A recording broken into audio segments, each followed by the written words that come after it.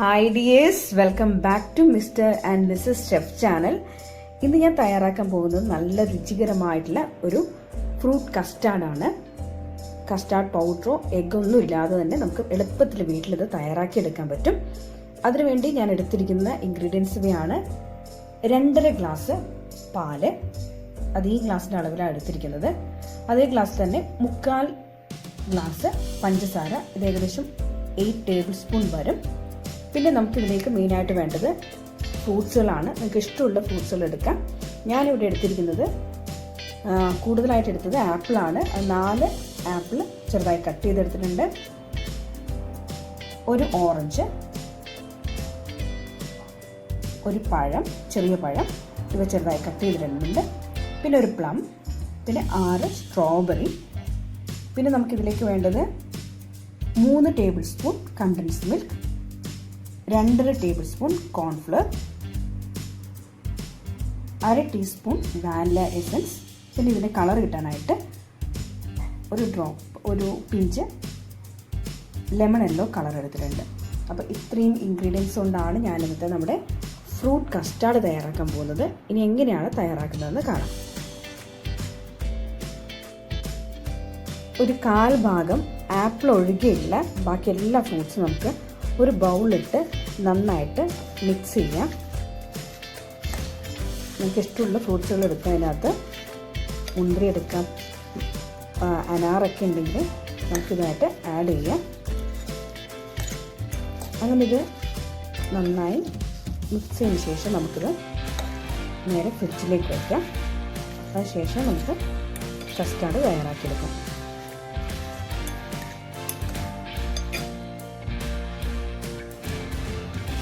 ഇനി നമുക്ക് നമ്മൾ എടുത്തു വച്ചിരിക്കുന്ന പാല് ഒരു ചൂട് കട്ടിയുള്ള പാത്രത്തിൽ ഒഴിച്ച് ഇടയ്ക്കിടയ്ക്ക് ഇതുപോലെ ഇളക്കിയിട്ട് ചൂടാക്കിയെടുക്കണം. ഈ പാല് തിളച്ച് പോവാതിരിക്കാൻ ശ്രദ്ധിക്കണം. ചെറു തീര് വേണം ഇതിങ്ങനെ ഇളക്കി കൊടുക്കാൻ വേണ്ടി. പാലിങ്ങനെ തിളച്ച് തൂങ്ങി പോവാതിരിക്കാൻ വേണ്ടിയിട്ട് ഇതുപോലൊരു വുഡൻ തവി ഇതിന് മുകളിൽ ഇങ്ങനെ വച്ചു കൊടുത്താൽ മതി. ഇനി അങ്ങനെ ചൂടായിക്കൊണ്ടിരിക്കുന്ന പാലിന് 1/2 ഗ്ലാസ് പാല് ഒരു ബൗളിലേക്ക് ഒഴിച്ച് നമുക്കതിലേക്ക് കോൺഫ്ലവർ ചേർത്ത് കൊടുക്കാം.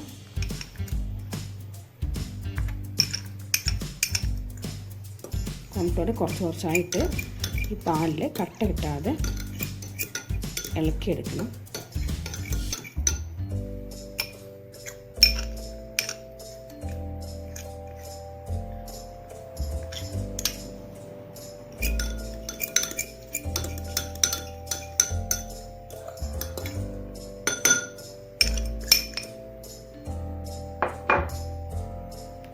ഇനി നമുക്കിതിലേക്ക് കണ്ടൻസ് മിൽക്ക് ചേർത്ത് കൊടുക്കാം.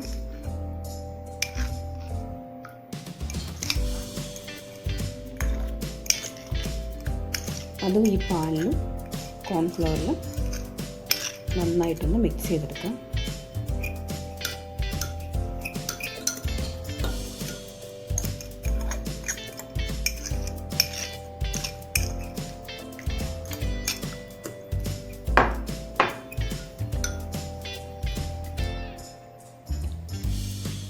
ഇനി നമുക്കിതിലേക്ക് 1/2 ടീസ്പൂൺ വാനില എസൻസ് ചേർത്ത് കൊടുക്കാം.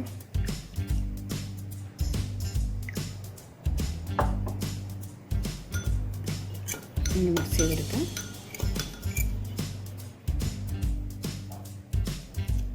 ഇനി നമുക്കിതിലേക്ക് കുറച്ച് ലെമൺ യെല്ലോ കളറ് മിക്സ് ചെയ്യാം.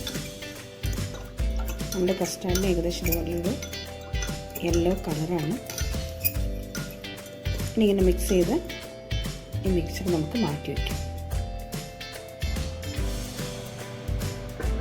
പാലൊന്ന് തിളച്ച് നന്നായി കുറുകി വരുമ്പം നമുക്കിതിലേക്ക് നമ്മൾ തയ്യാറാക്കി വെച്ചിരിക്കുന്ന ആ മിക്സ്ചർ ചേർത്ത് കൊടുക്കാം.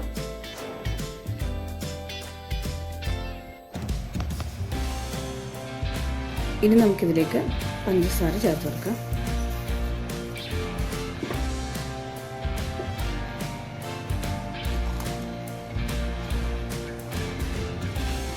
നന്നായി ഇളക്കി കൊടുക്കുക.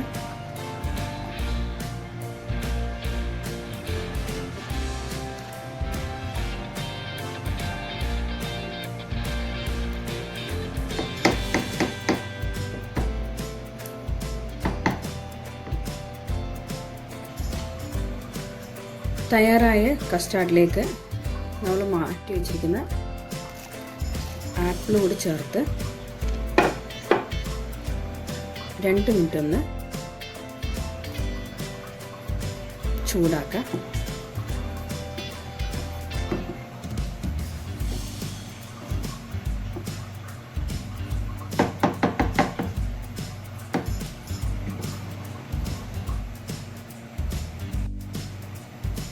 തയ്യാറായ കസ്റ്റാർഡിനെ സ്റ്റൗ ഓഫ് ചെയ്ത് റൂം ടെമ്പറേച്ചറിലേക്ക് മാറ്റാനായി മാറ്റി വയ്ക്കാം.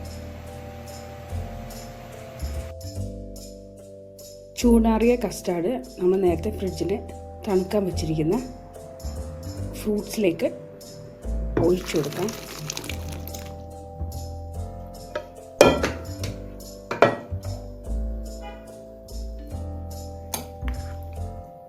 ഇനി ഇത് നന്നായിട്ട് മിക്സ് ചെയ്തെടുക്കാം.